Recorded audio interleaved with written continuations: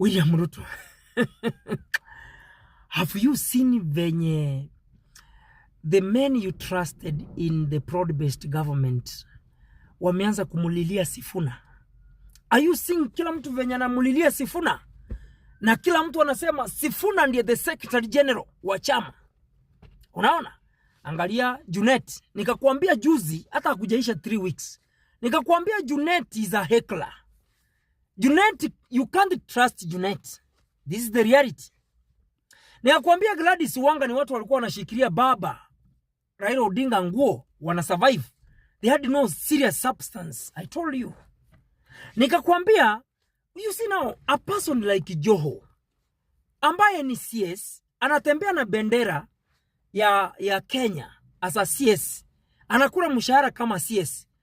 Anasema, mali popote Kenya hii ODM iko na strength.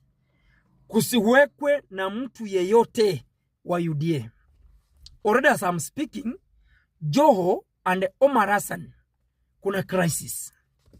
Nao ni watu wenye mnasema mnafanya kazi pamoja.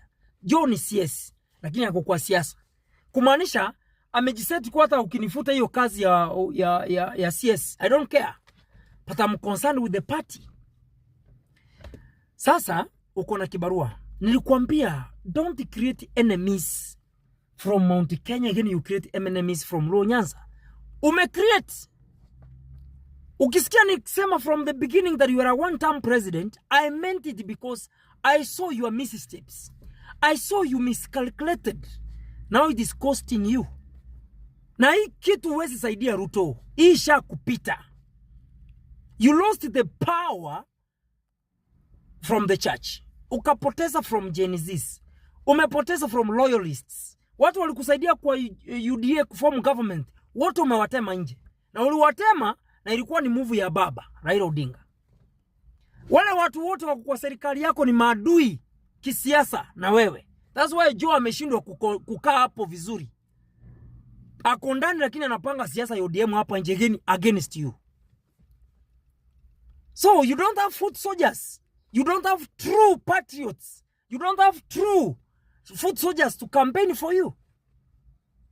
Wengi nilikuambia ni enemies. Nasubiri in the next 3-4 months. There will be a mass exodus from this government. Believe in me. ODM nilikushikilia hivi. Unaona juzi hapo umeambiwa maandamano itakuwa Tuesday sababu ya hiking ya fuels. Ya mafuta. Eti mafuta imepanda. Uliona jenye ulifanya? Haraka vieti. Nini utaki kusikia kitu inaitwa maandamano? Sababu mtu atakusaidia maandamano ikitokea Kenya sahi hakuna. Odinga baba ndiye alikuwa anakusaidia. Sahi kukiripuka hivi kuwe na katriga hivi.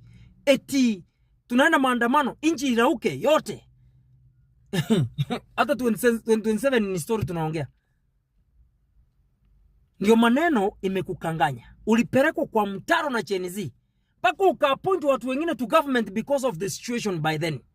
You don't have friends in your government, even in your cabinet. Wengine wabunge wako hapa nje wameanza kuogopa kuwa they might lose elections because of you. Now watch the space. Things are not working better for you.